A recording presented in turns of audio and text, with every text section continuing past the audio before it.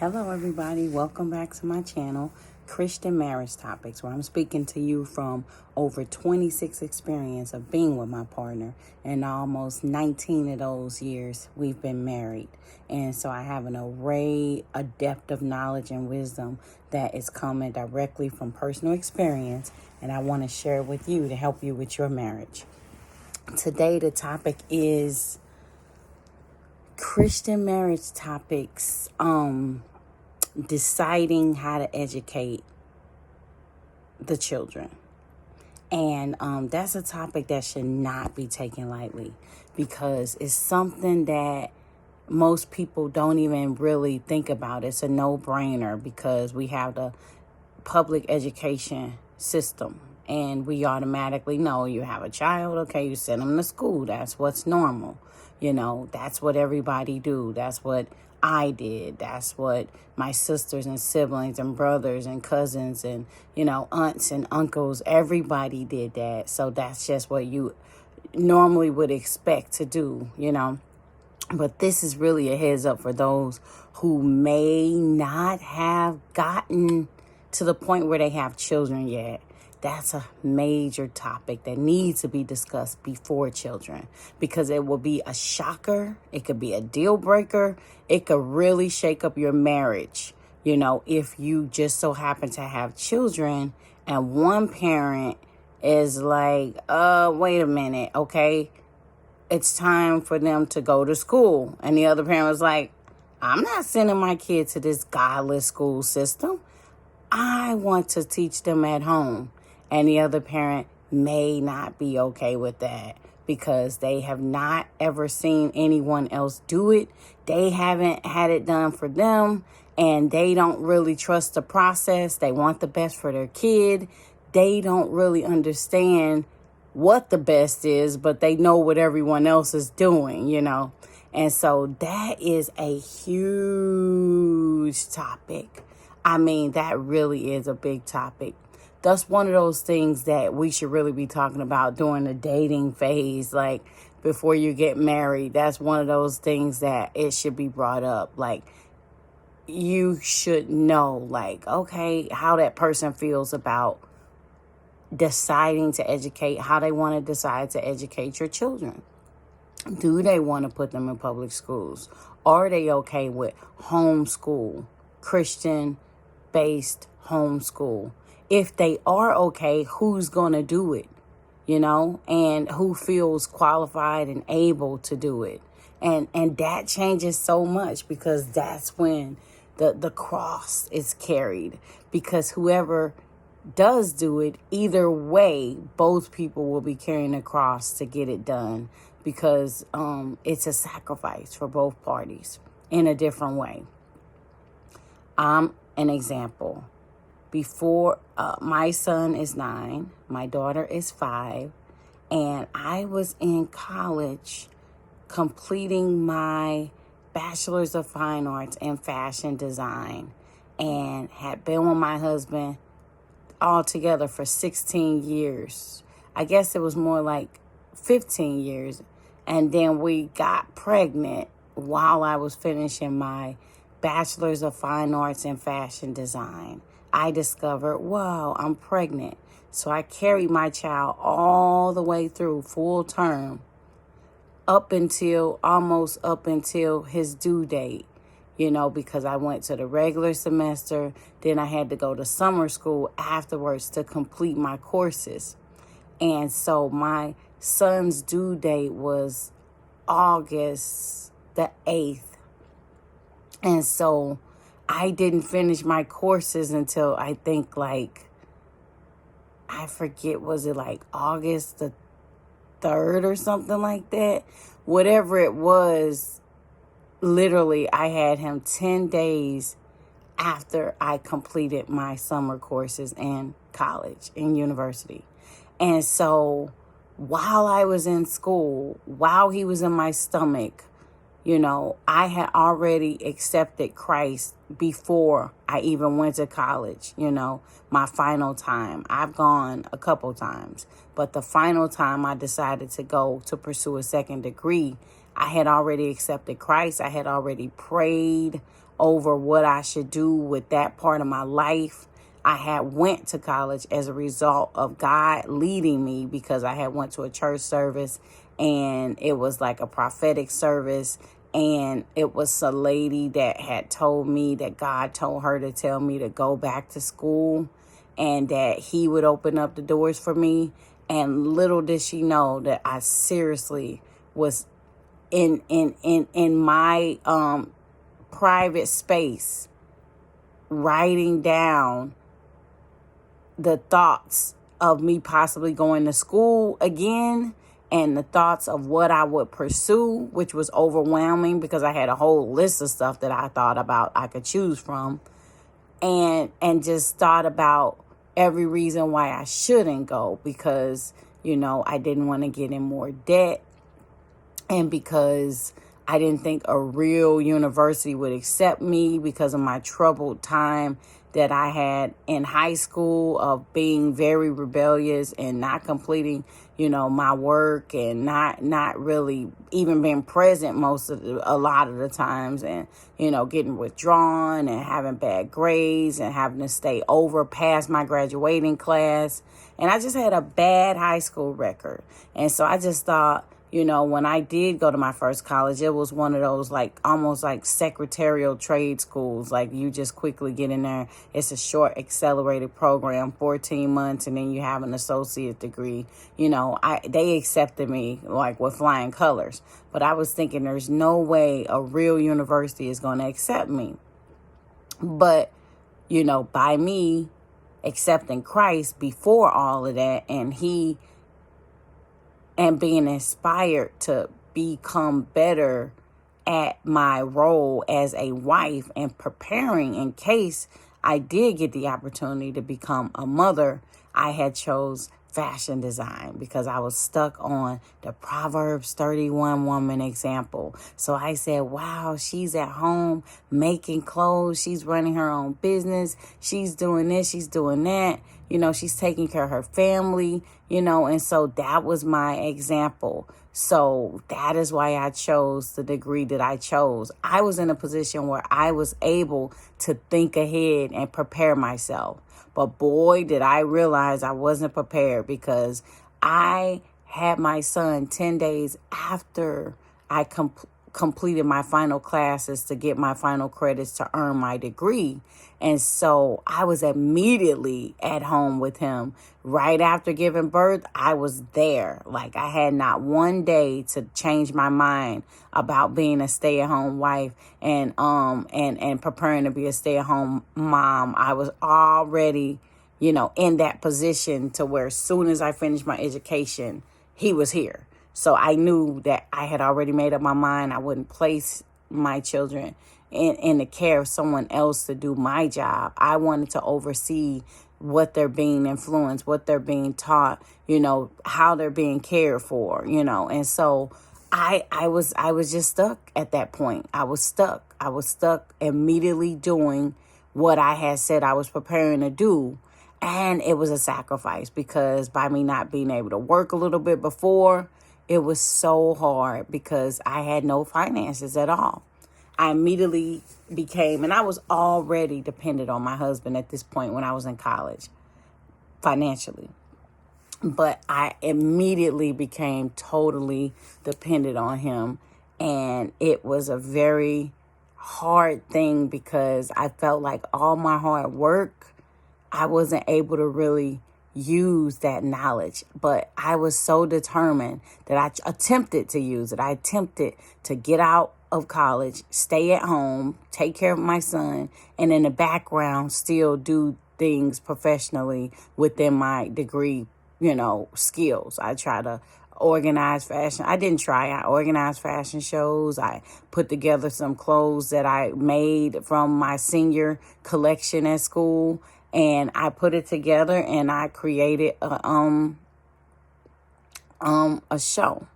And I did it a couple times, but it cost money to rent the places, and that was very draining. It was something I could not sustain, and I never saw a profit. But that's a different video. So either way, excuse me just for a moment.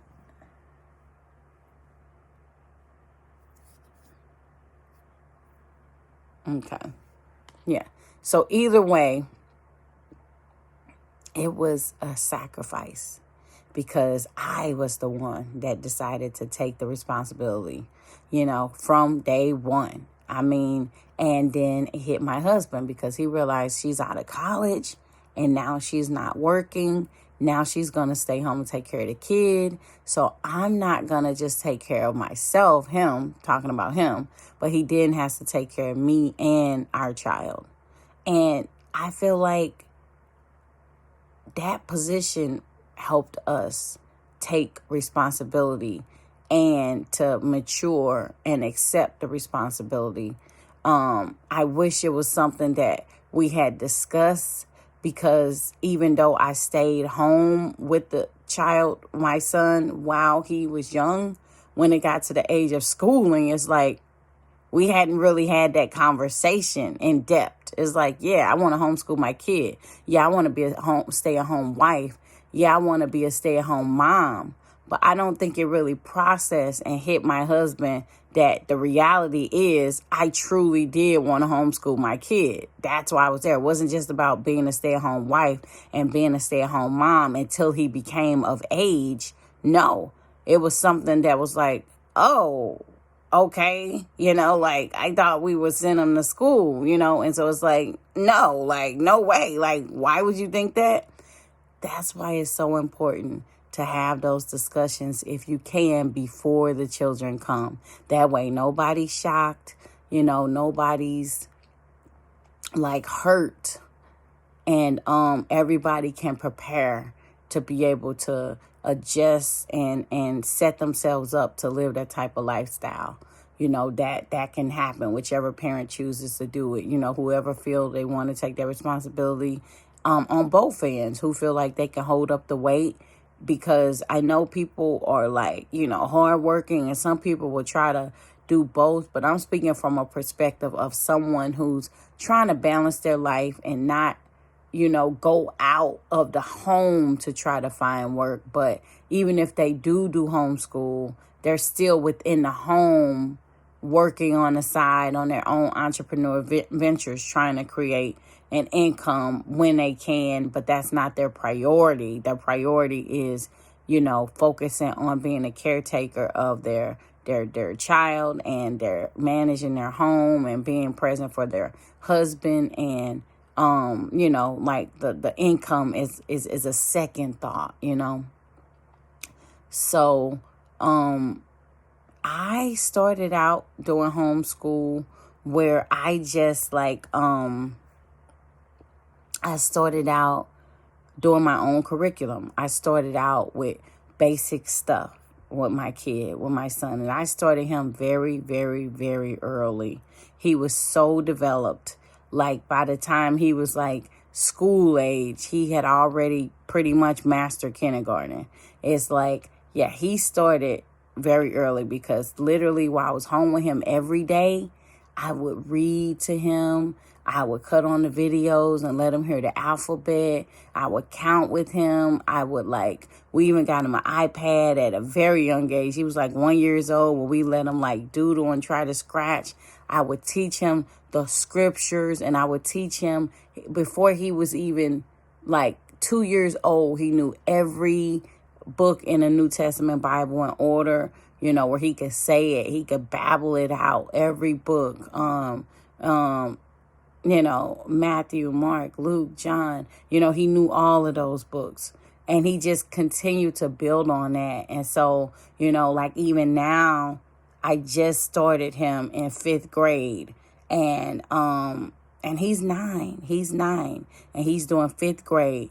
Now, I had used my own curriculum for a very long time. I just kind of put things together that I thought he would need to know. Phonics was a strong one, counting and basic math, it was geography, things like that I put together myself. And then I began to use a curriculum called Horizon. I used that for him for 2nd grade. And then I just used those books, and then I skipped right on up to use 5th grade for him. And I just started using this curriculum this company. I had been thought about it from the beginning, but I started using Abeka, and that wasn't something that I started out doing. I thought I could kind of do it myself for a long time, up through like 5th or 6th grade. To like 6th grade, I was going to do my own curriculum. But then, for the sake of criticism and, everybody having their say-so about how they think your child is being educated, it didn't shake us, but it made us realize that, okay, we have to have solid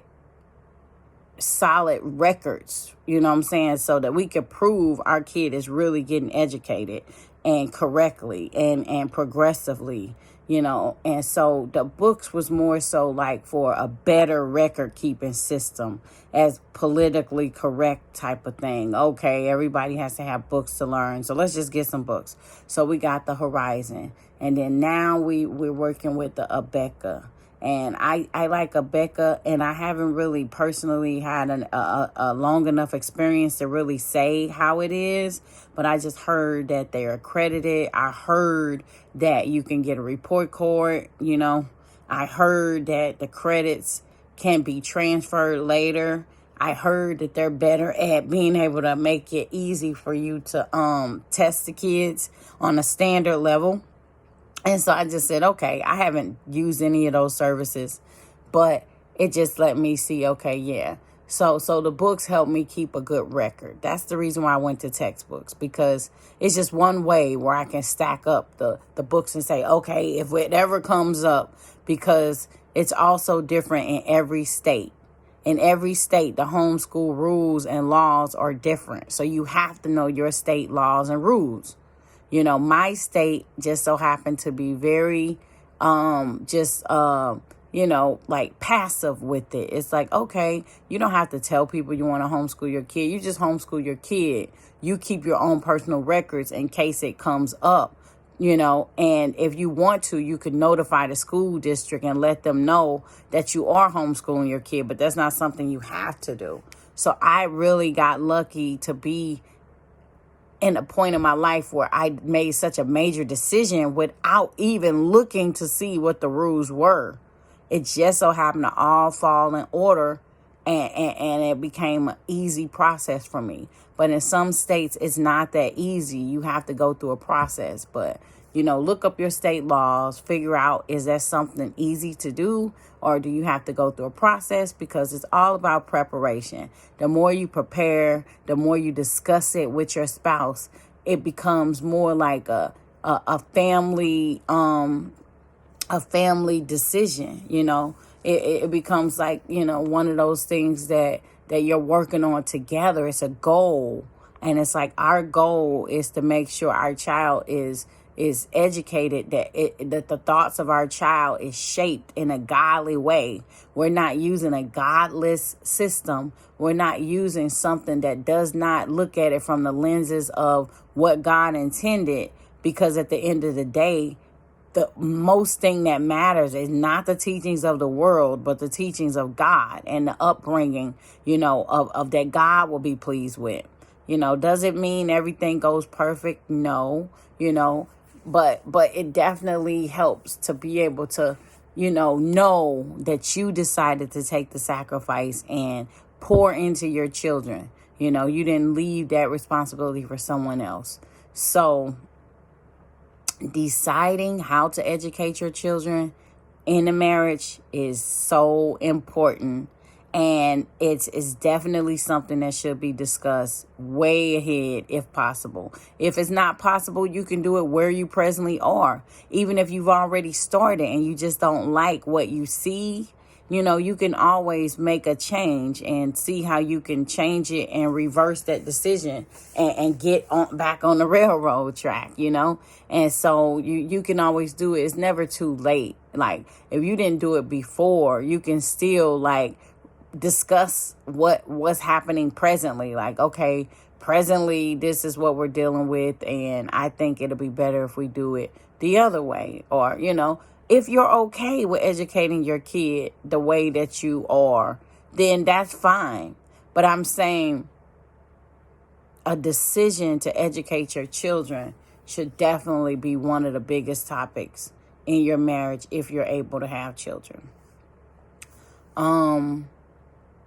It's provided so many benefits, because when you educate your children, you can do more things like activities and field trips. You can travel more. You can decide when they get breaks and when school is in session. As long as you get the assignment done and your curriculum done and they're staying on course, you have more flexibility. Instead of them seeming like they're in some, it's kind of like a job. You're kind of boxed into your, into your job, and someone else is telling you when you can take personal time. It's the same with homeschool. Instead of them being boxed up into school and someone else telling them when they could take personal time, there's liberty, there's freedom in homeschooling. I mean, once you get it, and then one person can be depended upon, to be the basic financial manager until you can contribute and help them out, then you have more flexibility to be able to do more things together as a family, and to be able to be present with your children, spending that quality time, seeing their personalities develop. That is so priceless. Like, to see how they started as dependent children, and then you see how they are so intelligent, so inventive, so creative, so witty, and so they're thinkers and able to do critical thinking and things that they could not do. That's so rewarding for you to see that directly. So that is going to conclude the video, because basically it's so much more that I can say about this. But basically it's a decision that you have to be able to come together and decide with your spouse. Thank you for watching my channel. I'm sharing wisdom from 26 years together with my partner and married almost 19 years. Please subscribe to this my channel, because I'm offering you this wisdom, but I definitely want to be rewarded for my efforts. So thank you so much for watching. See you on the next video.